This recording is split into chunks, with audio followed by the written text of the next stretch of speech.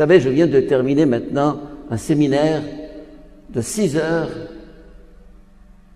pas de 6 heures, 3 fois 6, 18 heures, sur l'athéisme. L'athéisme, al-ilhad. L'athéisme est une protestation de l'homme face à un Dieu qui fait tout, qui a la réponse à tout, la baguette magique. L'homme ne veut plus cela. Il a grandi, il est devenu adulte, il est mûr pour la liberté, il est mûr pour créer lui-même un monde nouveau, dont il était question dans la première lecture d'aujourd'hui. Voici que je fais un monde nouveau. Ne le voyez-vous pas? Il est là, il est à l'horizon. Il bouillonne au fond de nous. Mais il faut le mettre au monde, faire naître, l'inventer, le créer. Tout est à faire. L'Égypte, 1 million de kilomètres carrés. 96% du désert. Alors Nasser a fait le haut barrage, bravo. Sisi est en train de faire un canal parallèle à celui de Suez, bravo. J'ai acheté dans le désert 100 fédans, de terre désertique, du sable. Maintenant, tomates, légumes, fruits, du blé, il est ouvert avec un réseau d'irrigation partout. C'est pas moi qui l'ai fait, bien sûr. Un certain Zacharia qui travaille nuit et jour. C'est sa fierté, il a fait fleurir le désert. Il n'y a pas de fatalité. Ces hommes qui ont inventé ce chemin vers Jésus ne se sont pas résignés en disant la volonté de Dieu, Dieu ne veut pas.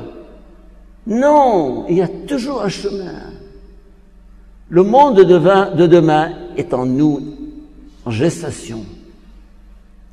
Et c'est à nous à réfléchir. Mais nous réfléchissons dans beaucoup de domaines, mais souvent nous calons en disant la volonté de Dieu, Rabbena Yisahil, Rabbena Mawgoud, Rabbena. Et c'est pour ça qu'il y a de l'athéisme, parce que la nouvelle génération et beaucoup de l'ancienne génération ont compris ce que disait Karl Marx il y a déjà plus d'un siècle, ou 2 siècles même, la religion opium du peuple. La religion opium du peuple. Et trop souvent, la religion endort l'homme. C'est pour ça que je veux ajouter ce 11e commandement. Vous allez me dire, tu ne vas pas changer la Bible. Je ne vais pas la changer. Mais je trouve que il faut sortir de cette apathie qui nous habite souvent. Par exemple, puisque nous sommes ici chez les Jésuites, les Jésuites ont commencé leur présence en Égypte en 1882 par un grand collège que vous pouvez voir à Abu Dardar là-bas, qui est devenu maintenant Mudirat al-Amn. Ils ont trouvé qu'une porte s'ouvrait. Ils sont venus, un collège à Alexandrie, un collège au Caire, et puis, en 1919, suite à la Première Guerre mondiale, il n'y avait plus de jésuites. Pour tenir 2 collèges, on en a fermé un, celui d'Alexandrie. Et ils avaient aussi un terrain vague qui allait de la rue Port Saïd jusqu'à la mer. Du sable. J'ai connu cette période du sable. Et puis il y a un jésuite, le père Deleuze, que j'ai connu aussi, qui a été mon guide spirituel au moment de ma vocation, a dit « Créons un centre d'étudiants ». Qui le lui a dit? Personne. Il s'est dit « On a un terrain, il y a des besoins. » L'université était là avec des étudiants, un centre d'étudiants. et il a fait la bibliothèque, et il a construit cette immense maison avec les deux ailes de l'église et du théâtre et l'entre-deux. Et puis, il y a 14 ans, on s'est aperçu que les jeunes ne lisaient plus, que la bibliothèque était inutile. Il y avait Internet. Alors, un homme nommé Fayez Saad, que vous avez connu, et que Dieu a pris chez lui à l'âge de 40 ans, s'est dit, l'ancienne bibliothèque, ça marche plus. Il faut inventer autre chose.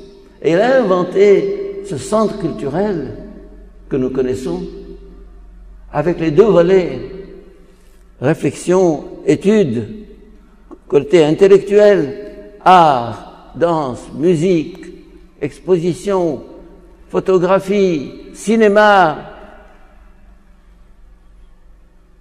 Et nous avons ce que nous avons. Et avant-hier, j'étais là dans la cour avec une foule de jeunes, chrétiens, musulmans, les voilés, les pas voilés, les dévoilés, tout ce que vous voulez. Ah, je me suis dit,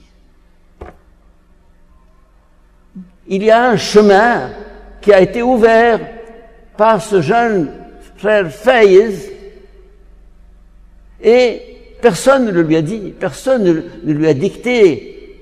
Il a inventé. Inventer demain, inventer l'avenir, inventer ce monde nouveau. Dieu ne va pas faire les choses à notre place.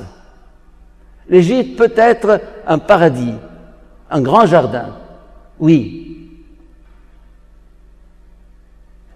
Je pense à un pays comme la Hollande, dont nous avons ici 2 ou 3 Hollandais ou d'origine hollandaise. Bon, la Hollande était un pays menacé par la mer, des vagues, l'Atlantique, l'océan. Ils ont décidé de faire des digues, de maîtriser l'océan. Et le tiers de la Hollande est conquis sur la mer, dans un combat acharné.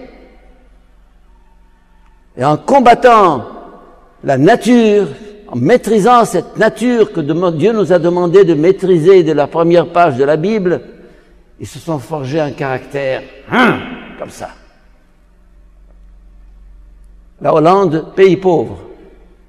La Hollande, pays riche. Par l'effort de créativité. Le Japon, pays pauvre.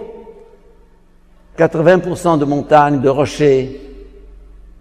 Le Japon, pays riche, par leur créativité et leur inventivité.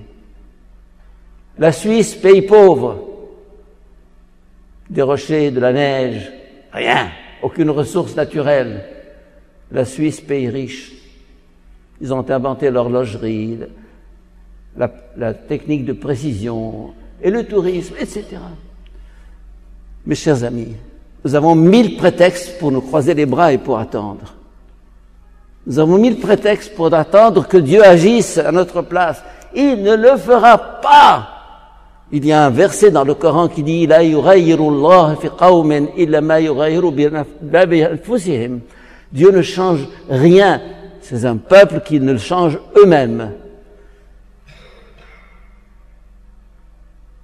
Eh bien, je dirais, si notre monde arabe prenait au sérieux cette phrase du Coran, eh bien, ce monde serait très différent.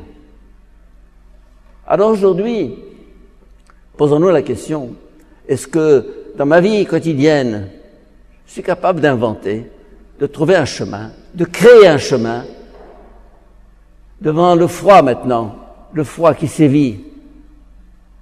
Je peux me dire, c'est triste. Moi, heureusement, j'ai une chambre, j'ai un lit, j'ai du chauffage, j'ai de la nourriture. Ah, et les autres? Chaque jour, je pense à ces gens qui sont dehors,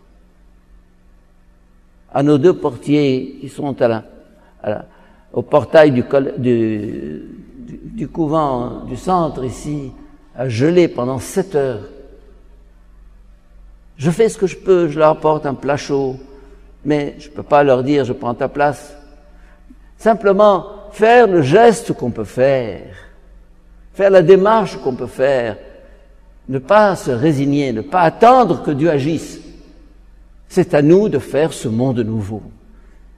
L'évangile d'aujourd'hui nous interpelle, invente une solution, ouvre une porte, crée un chemin, et ce monde de demain naîtra.